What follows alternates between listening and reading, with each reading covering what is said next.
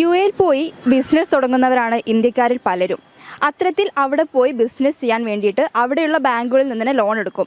അങ്ങനെ ലോൺ എടുത്തിട്ട് പകുതിയിലധികം ആളുകളും ഈ ലോൺ തിരിച്ചടയ്ക്കുന്നില്ല.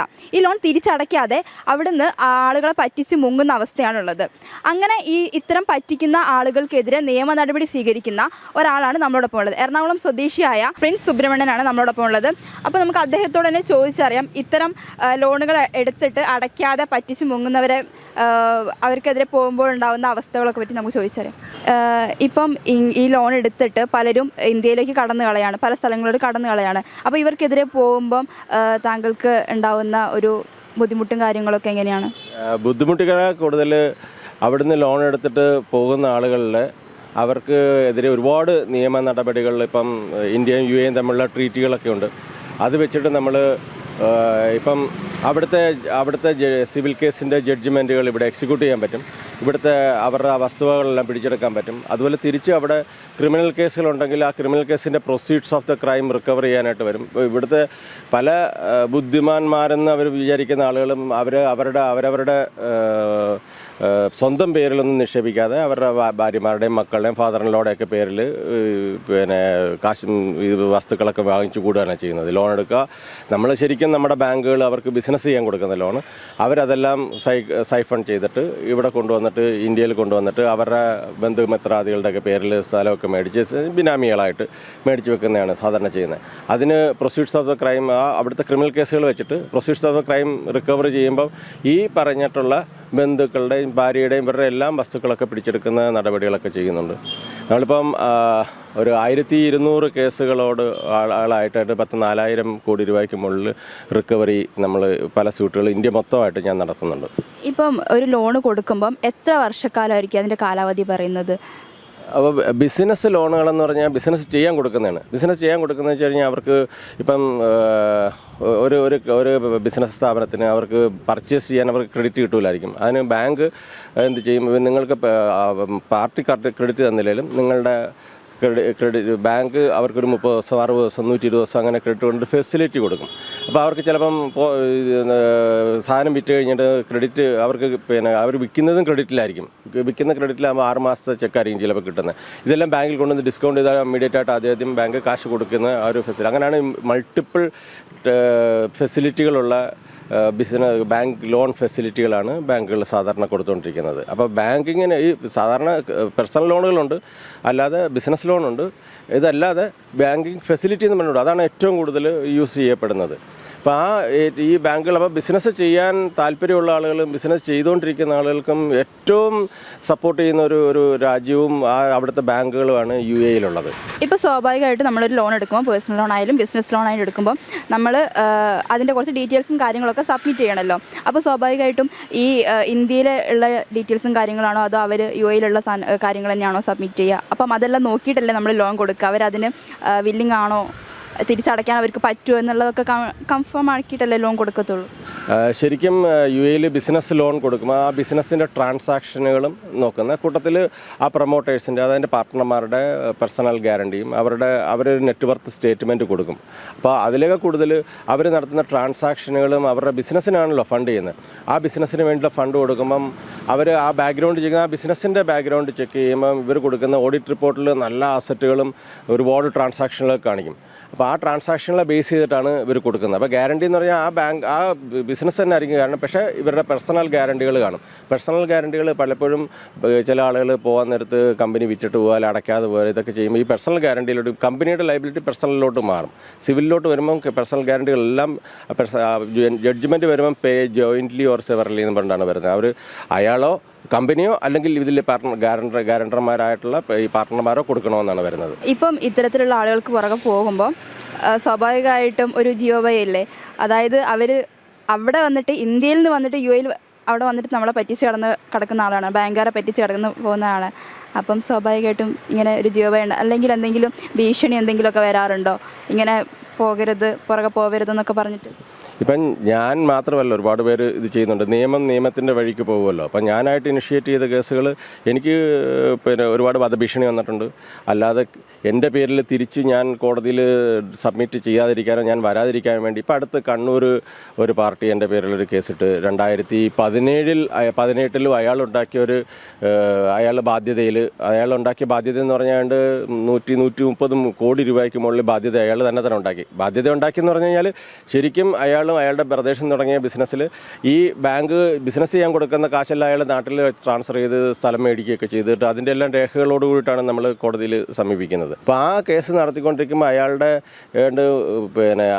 അയാളുടെ മൊത്തം കാര്യം UAE കോടതിയുടെ ജഡ്ജ്മെൻറ്റ് ഞാൻ കണ്ണൂർ കോടതിയുടെ ഇതുവഴി അവരെല്ലാം അറ്റാച്ച് ചെയ്തിരുന്നു. ഈ മൊത്തം പ്രോപ്പർട്ടി നമ്മൾ പിടിച്ചെടുത്ത് ആ കോടതി നടന്നുകൊണ്ടിരിക്കുന്ന സമയത്ത് ഞാൻ ആ കോടതിയിലൊന്നും ചെല്ലാതിരിക്കാൻ വേണ്ടിയിട്ട് ഇയാൾ എനിക്കെതിരെ ഒരു കള്ളക്കേസ് കൊണ്ട് കൊടുത്ത്. അപ്പോൾ ഞാൻ അയാളെ പറ്റിച്ചു എന്ന് പറഞ്ഞു 2019 പറ്റിച്ചാറ്. 17, 18 നടന്ന അയാൾക്ക് കൊടുത്ത ലോണുകളിൽ നിന്ന് സൈഫൺ ചെയ്ത് നാട്ടിൽ കൊണ്ടുവന്ന് പ്രോപ്പർട്ടി അയാളുടെ പേരിൽ തന്നെയൊക്കെ മേടിച്ച് വെച്ചിരിക്കുക. അയാളുടെ പേരിലൊക്കെ മേടിച്ച് വെച്ചാൽ ആ ഭാര്യയുടെ പേരിലൊക്കെ മേടിച്ച് വെച്ചാൽ പ്രോപ്പർട്ടി നമ്മൾ പിടിച്ചെടുക്കാതിരിക്കാൻ വേണ്ടി, ഞാൻ ചെല്ലാതിരിക്കാൻ വേണ്ടി അയാൾ ചെയ്ത്. അപ്പോൾ 2016, 2017 പല കാര്യത്തിൽ 2019 ഒരാൾക്ക് പോയി ചീറ്റ് ചെയ്യാൻ പറ്റില്ല. പിന്നെ അയാൾ 130 കോടി രൂപയോളം ഞാൻ അയാളെ ചീറ്റ് ചെയ്തെന്ന് പറയുന്നത്. അയാൾക്ക് 130 കോടി രൂപയോളം ചീറ്റ് ചെയ്യുമെങ്കിൽ അയാളുടെ കയ്യിൽ 130 കോടി കാണണം. അതല്ല എങ്കിൽ അയാൾക്ക് 130 കോടി അയാളുടെ ആസ്തികളുണ്ടായിരിക്കണം. ആസ്തിയില്ല, ക്യാഷും ഇല്ല, ഒന്നുമില്ല, കടമുണ്ടായിരുന്നു. അപ്പോൾ 130 രൂപ ആസ്തി ഉണ്ടായിരുന്നെങ്കിൽ അയാൾക്ക് അവിടെ നിന്ന് ഓടിപ്പോകേണ്ട കാര്യം എന്തായിരുന്നു എന്നുള്ളതാണ് ഏറ്റവും ആദ്യത്തെ ക്വസ്റ്റ്യൻ. അങ്ങനെ ഓടിപ്പോകുന്ന ആൾ ആ 130 കോടി രൂപ കയ്യിലിരിക്കുമ്പം ബാക്കിയുള്ളവരെല്ലാം വിളിച്ച് എൻ്റെ കയ്യിൽ 130 കോടി രൂപ ആസ്തി ഉണ്ട്, ഞാനൊരു കാര്യം ചെയ്യാം, നിങ്ങൾക്ക് കുറേശ്ശെ തന്നാന്ന് പറഞ്ഞാൽ പോലും കേൾക്കുന്ന ഒരു സ്ഥലത്തു നിന്ന് അയാൾ എന്തിനാണ് ഓടിപ്പോയതെന്ന് ഇപ്പോഴും മനസ്സിലാവുന്നില്ല. UAE ബാങ്ക്രപ്സി ലോയും ലിക്വിഡേഷൻ ലോയും ഒക്കെ വളരെ ഫ്ലെക്സിബിളും വളരെ ബിസിനസ്സുകാരെ സപ്പോർട്ട് ചെയ്യുന്നതാണ്. ഇതൊന്നും യൂസ് ചെയ്യാതെ ഓടിപ്പോയി നിന്ന് ഇവിടെ നിന്ന് എൻ്റെ പേരിൽ ഒരു ക്രിമിനൽ കേസ് കൊടുക്കുക, അല്ലെങ്കിൽ ഇത് കൊടുക്കുക. അങ്ങനെ ഒരുപാട് ആളുകൾ ഇതിൽ നിന്ന് കൊടുക്കാതിരിക്കാൻ വേണ്ടിയിട്ട് കാശ് കൊടുക്കാതിരിക്കാൻ, ഞാൻ എൻ്റെ നാട്ടിലോട്ട് വന്ന കാശ് ഞാൻ തിരിച്ചു കൊടുക്കില്ല എന്നുള്ളൊരു തരം പ്രത്യേക ഗുണ്ടായുസം കാണിക്കുന്ന ആളുണ്ട്. നമ്മളെ തല്ലാൻ നടക്കുന്നവരുണ്ട്. പക്ഷേ ഞാൻ ചെയ്തില്ല, വേറെ ആരെങ്കിലും ചെയ്യും. ഇന്ത്യ ഗവൺമെൻറ് UAE ഗവൺമെൻറ് തമ്മിലുള്ള ട്രീറ്റ് മാത്രമേ നമ്മൾ എക്സിക്യൂട്ട് ചെയ്യുന്നുള്ളൂ. അപ്പോൾ ഇവിടുത്തെ പല ആളുകളും മാത്രമല്ല, നമ്മളുടെ മലയാളികളുടെ, പ്രത്യേകിച്ച് മലയാളികൾക്ക് ഏറ്റവും കൂടുതൽ, ഇപ്പോൾ നമ്മൾ മറ്റ് സംസ്ഥാനത്തിൽ പോയാലും, നമ്മൾ നോർത്ത് ഇന്ത്യയിൽ പോയാൽ നമ്മൾ മദ്രാസിൽ നിന്നാണ് വിളിക്കുന്നത്. പക്ഷേ ഇവിടെ UAE-യിലും ഈ ഗൾഫുകളിൽ പോകുമ്പോഴാണ് പ്രത്യേകിച്ച് മലയാളി എന്നുള്ള റെക്കഗ്നേഷൻ കിട്ടുന്നത്, റെസ്പെക്റ്റ് കിട്ടുന്നത്. UAE-യിലെ പല സ്ഥലങ്ങളിൽ ചെന്ന് കഴിഞ്ഞാൽ നമുക്ക് കാണാൻ പറ്റും അറബിക്ക്, ഇംഗ്ലീഷ്, മലയാളം. ആ മലയാളത്തിന് അത്രയും ഇമ്പോർട്ടൻസ് കിട്ടുന്ന ഒരു സ്ഥലത്ത്, നമുക്ക് അത്രയും റെസ്പെക്റ്റ് കിട്ടുന്ന, അത്രയും നമ്മൾ ഇഷ്ടപ്പെടുന്ന, ആ ഒരു സ്ഥലത്ത് ഇത്രയും കൊള്ളരുതായ്മകൾ കാണിച്ചിട്ട് മുങ്ങുന്ന കുറേ തെമ്മാടികളെന്ന് തന്നെ പറയാം. ഈ തെമ്മാടികൾ ചെയ്യുന്ന കാര്യം കൊണ്ട് ബാക്കി ജനറലി എല്ലാ ആളുകൾക്കും ഇപ്പം ചില രാജ്യങ്ങളുടെ ഇത് വരുമ്പോൾ ബാങ്കിൽ ലോൺ അപ്ലൈ ചെയ്യുമ്പോൾ തന്നെ ഒരു ഡീഫോൾട്ടഡ് ആയിട്ട് ചിലപ്പോൾ ഇവർ വിൽഫുൾ ഡീഫോൾട്ടേഴ്സ് എന്നൊരു കാറ്റഗറി ഇൻറ്റേണൽ ഇതായിരിക്കും എന്ന്. അപ്പോൾ നമ്മൾ കൂടുതൽ ബാക്ക്ഗ്രൗണ്ട് ചെക്കും. മലയാളികൾക്ക് അത്രയും ബാക്ക്ഗ്രൗണ്ട് ചെക്ക് വേണ്ടിയിരുന്നില്ല. പക്ഷേ ഇപ്പോൾ അതല്ല, മലയാളികൾ തന്നെ ഇങ്ങനെയുള്ള കുറേ കള്ളനാണയങ്ങൾ അവിടെ വന്നിട്ട് ആളെ പറ്റിച്ച് ജീവിക്കുന്ന ആളുകൾ ഇവിടെ വന്നിട്ട്, അത് ഇവിടെ വന്നിട്ട് ഈ 5 പൈസ ഇല്ലെന്ന് കരഞ്ഞുകൊണ്ട് വരുന്നവൻ ഓടിക്കുന്നില്ല റേഞ്ച് റോവറും പുതിയ വണ്ടികളൊക്കെ ആയിരിക്കും. പക്ഷേ ആ ആളുകൾക്ക് അറ്റ്ലീസ്റ്റ് കുറച്ചെങ്കിലും ബാങ്കുകൾ വളരെ ഫ്ലെക്സിബിളായിരുന്നു. നമ്മൾ പലപ്പോഴും അവരുടെ അടുത്ത് മീഡിയേഷൻ പോകാറുണ്ട്.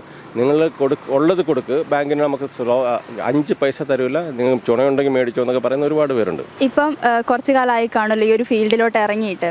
അപ്പം ഈ ഒരു കാലത്തിനിടയിൽ ആരെങ്കിലും ഇപ്പം ലോണിൻ്റെ പുറകെ പോകുമ്പോൾ അവർ പറയുമോ കൈക്കൂലി തന്നാൽ ഇതിന് പുറകെ പോകാതിരിക്കുകയോ, ഈ ലോൺ എന്തെങ്കിലും ചെയ്യാൻ പറ്റുമോ, അഡ്ജസ്റ്റ്മെൻറ്റ് ചെയ്യാൻ പറ്റുമോ, അങ്ങനെ എന്തെങ്കിലും എക്സ്പീരിയൻസ് മുൻപ് ഉണ്ടായിട്ടുണ്ടോ?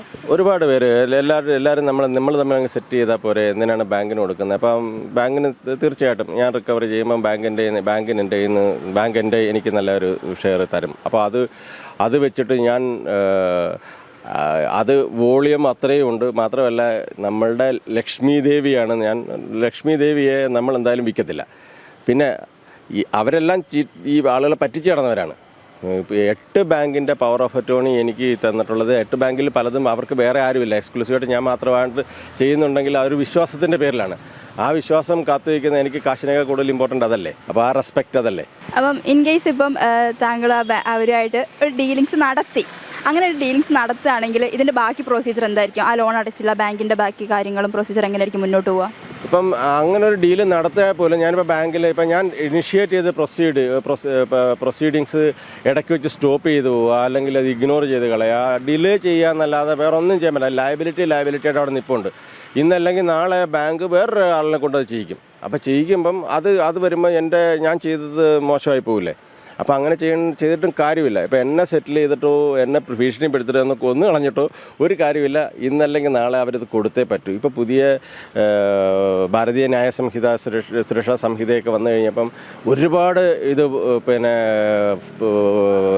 നിയമ നടപടികൾ എടുക്കാൻ പറ്റുന്ന ഒരുപാട് കാര്യങ്ങൾ ഇപ്പം വരുന്നുണ്ട്. മാത്രമല്ല ഇവരെ തിരിച്ച് അവരെ അങ്ങോട്ട് കൊണ്ടുപോകുന്ന കാര്യങ്ങളുണ്ട്. ഇവരുടെ വീട്ടിലെ ഇവർ സമ്പാദിച്ച സകലം പിടിച്ചെടുക്കാനുള്ളതുണ്ട്. അവരുടെ ഫാമിലിയുടെ ഉൾപ്പെടെ ഇത് ചെയ്യാനുള്ളതുണ്ട്. ഇപ്പോൾ അടുത്ത കാലത്ത് കാസർഗോഡ് നടന്നൊരു കേസിൽ നിങ്ങളൊക്കെ ചിലപ്പോൾ കണ്ടു കാണും. ഈ ED കയറി അവരുടെ 300 കോടി രൂപയ്ക്ക് മുകളിലുള്ള അസറ്റുകളൊക്കെ പിടിച്ചെടുക്കുകയൊക്കെ ചെയ്തിട്ടുള്ള ഒരു സംഭവമുണ്ട്. അത് ശരിക്കും പറഞ്ഞാൽ അയാളുടെ പേരിൽ പ്രത്യേകിച്ചൊന്നുമില്ലായിരുന്നു.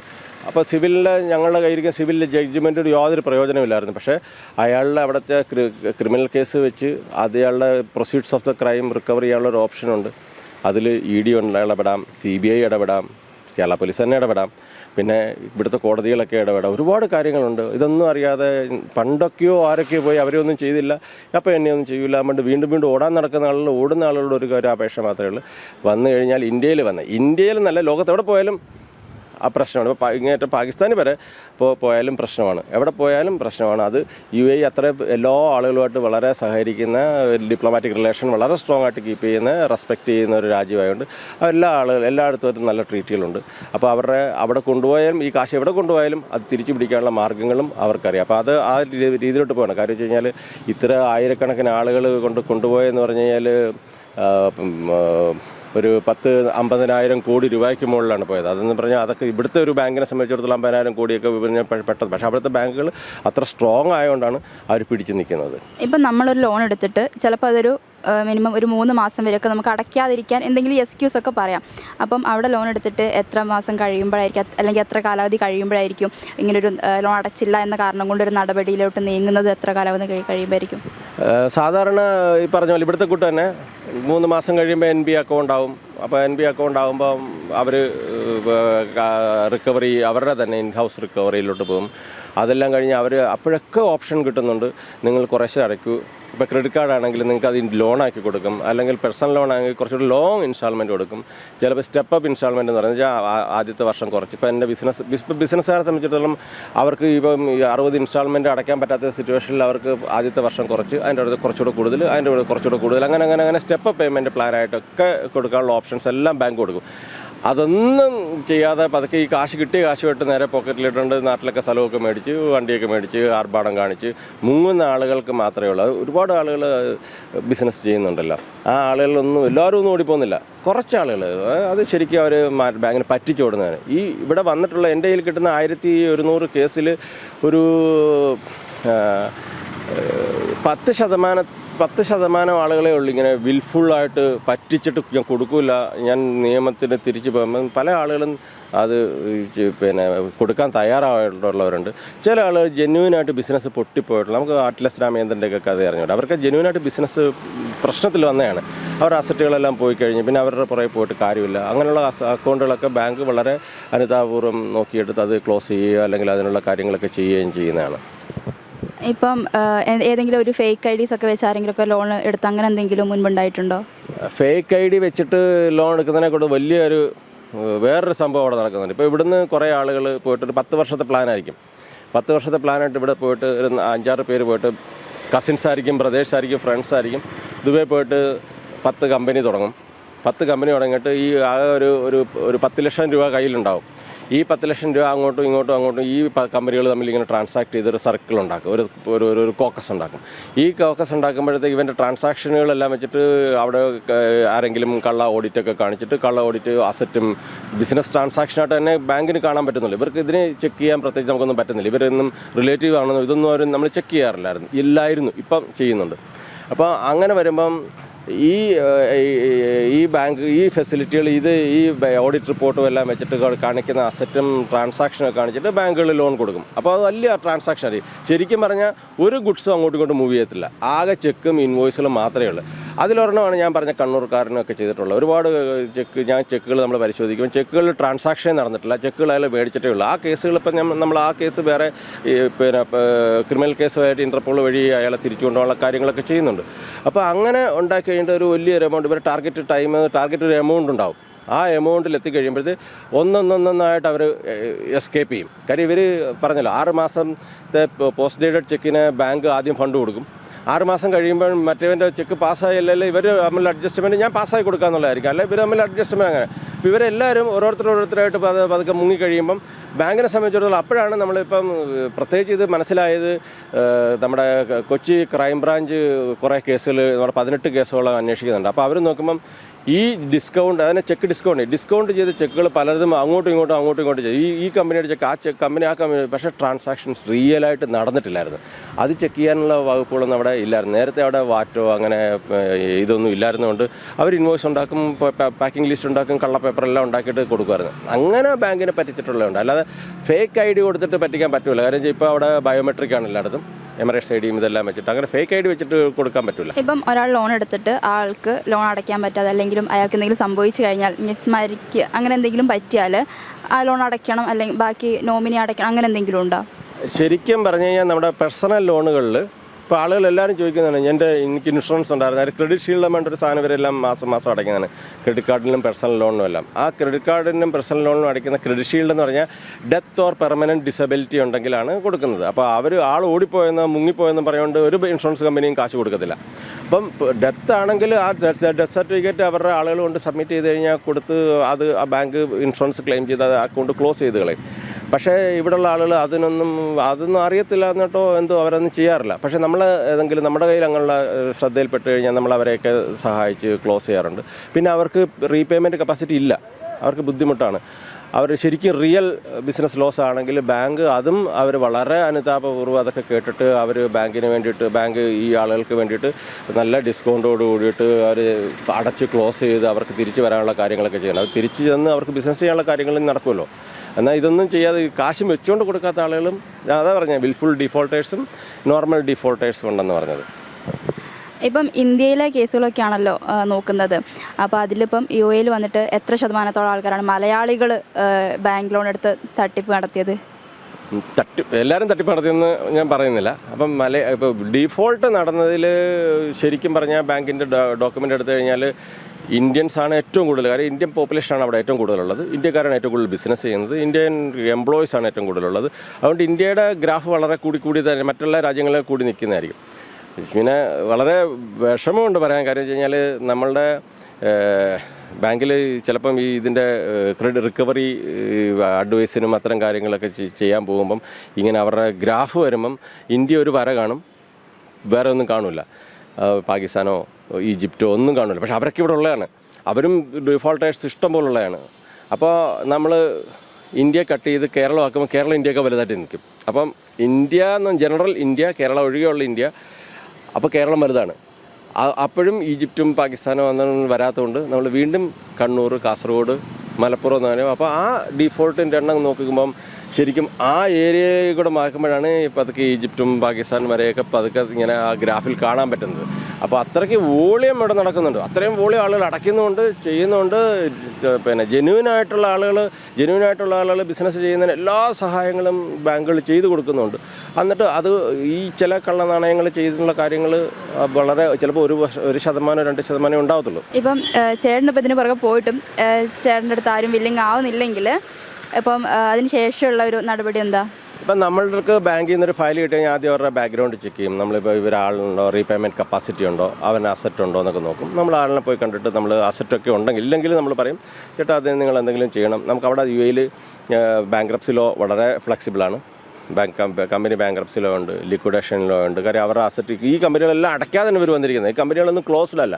കമ്പനികളുടെ അവർ പൂട്ടിയിട്ട് പോയാലും കമ്പനി ഇതിൽ അവിടുത്തെ ദുബായ് എക്കണോമി ഡിപ്പാർട്ട്മെൻറ്റിലോ അത് ആക്റ്റീവാണ്. അപ്പോൾ അങ്ങനെയുള്ള ആളുകളുടെ നമ്മൾ പിന്നെ അസറ്റുകളൊക്കെ ട്രേസ് ചെയ്തിട്ട് അതൊക്കെ അസറ്റൊക്കെ ഉള്ള ആളുകളാണെങ്കിൽ നമ്മൾ എന്ത് ചെയ്യും, അവരെ ആദ്യം കൺവിൻസ് ചെയ്യാൻ നോക്കും. ബാങ്കുകളോട്ട് അവർ സംസാരിക്കാൻ നോക്കും.